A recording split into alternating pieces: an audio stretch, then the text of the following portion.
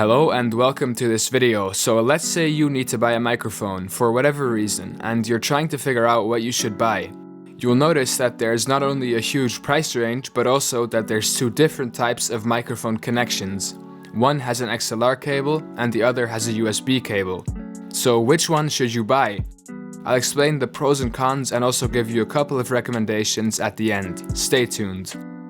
So the first thing you have to think about is what you need your microphone for.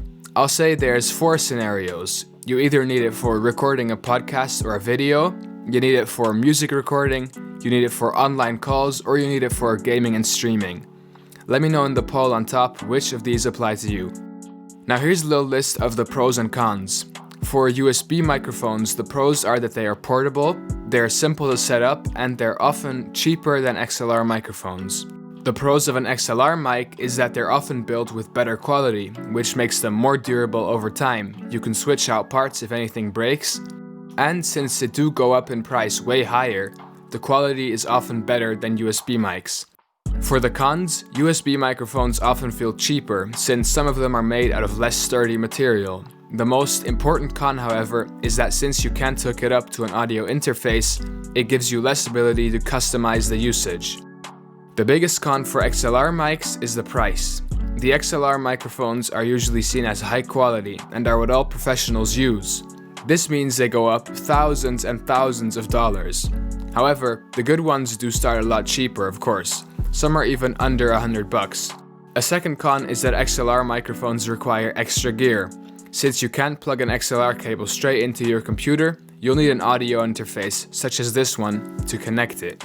This makes it less portable, and it adds to the cost. In terms of audio quality, there might be a difference, but it's not because of the USB cable. It's because of the price and the audio interface. Since most USB mics aren't as expensive as XLR mics, the XLR ones will have a better quality.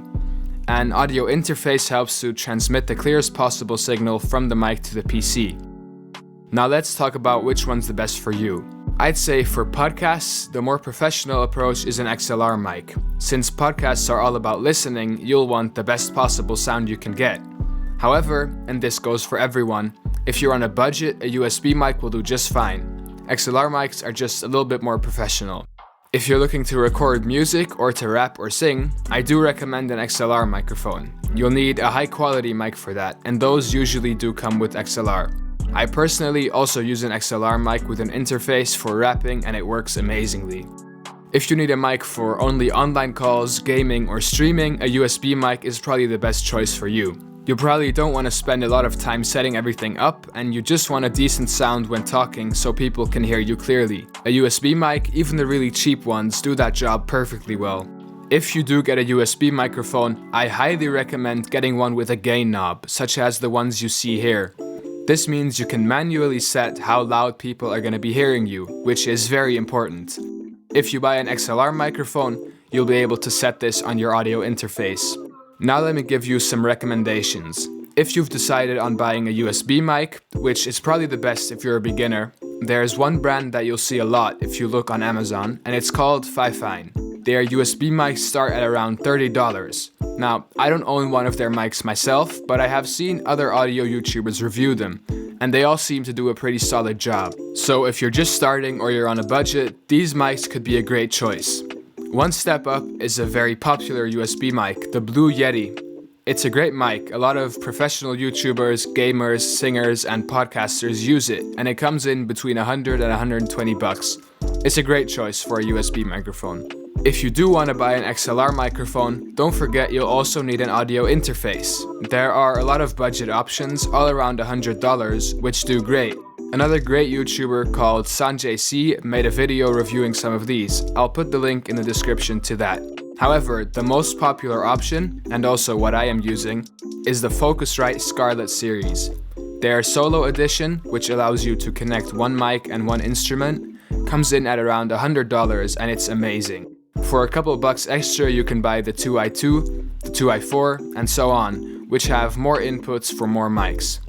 For the actual mic itself, I don't recommend buying one under $60 if you're going for an XLR mic. They usually just sound too cheap or have a high noise. If that's your budget, it's better to get a USB mic. The cheapest XLR mic that I've heard good things about is the Samson CO3 mic, which costs between 60 and 70 bucks. One step up, you have the AT2020 mic, which is very popular and I'm actually using it right now, and the Rode NT1A, both extremely popular, especially for music recording, but also podcasts and everything else. On the top notch, we have what's probably the most popular mic for podcasters and YouTubers, the Shure SM7B. I'm sure you might have seen this somewhere before. It's an amazing microphone, however it does cost around 400 bucks, so it's probably not worth it if you're just starting off. These are all my recommendations, however there are a lot of other videos out there who go into more details on all these mics. That's it for me today though. I hope you enjoyed this video. If you did and it was helpful, leave a thumbs up, and if you want to see some more gear tips, subscribe to the channel. Be sure to leave any questions or feedback in the comments, I'll be happy to answer. Goodbye and see you in the next video.